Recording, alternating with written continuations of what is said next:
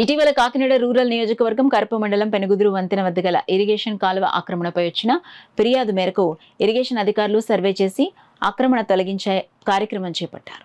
నాపై కొంతమంది లేనిపోని ఆరోపణలు చేస్తున్నారని, అలాగే గ్రామంలో కొంతమంది ప్రభుత్వ స్థలాలను ఆక్రమించడం జరుగుతుందని, వాటిపై కూడా చర్యలు తీసుకోవాలని మాజీ సర్పంచ్ రెడ్డిపల్లి నారాయణరావు తెలిపారు. పూర్తిగా ఎప్పుడు కొలిపించక పూర్వం నుంచి 40-50 సంవత్సరాల నుంచి కూడా ఆ గోడ అలాగే ఉంది. అది ఎప్పుడు మా నాన్నగారు కట్టారో మా నాన్నగారు ఎప్పుడో కట్టారు. ఆ గోడ కట్టిన గోడ అలాగే ఉంది. ఆ గోడ మీదే కట్టాను. అది ఎక్కడికి వస్తుందో ఏటో నాకు తెలియదు, నేను కొలిపించలేదు. ఇప్పుడు డిపార్ట్మెంట్ వారు కొలిపించి ఇక్కడికి వేసుకోండి అన్నారు.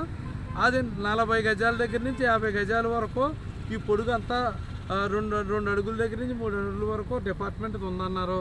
వెనక్కి తీసి కట్టేసుకుంటున్నాను. చాలా బాగుంది. డిపార్ట్మెంట్ ఇలా చేస్తే మాత్రం, ఇలా వర్క్ చేస్తే నాకు చాలా సంతోషం. నాదే కాదు, ఉన్న ఎంక్రోచ్మెంట్లు అన్నీ తీసేసి శుభ్రంగా అంతా క్లీన్ చేయాలని కోరుకుంటున్నాను. తర్వాత కూడా లేఅవుట్ల మీద కూడా పార్క్ సైట్లు అమ్మేసి, కొంతమంది పార్క్ సైట్లు అమ్మేసి ఇల్లు కట్టించేశారు. సుమారు 2000 గజాల వరకు కట్టేశారు. తర్వాత కేఎంజీ కెనాల్ గట్టు కూడా మొత్తం ఇల్లు కట్టేసి అమ్మేసుకున్నారు.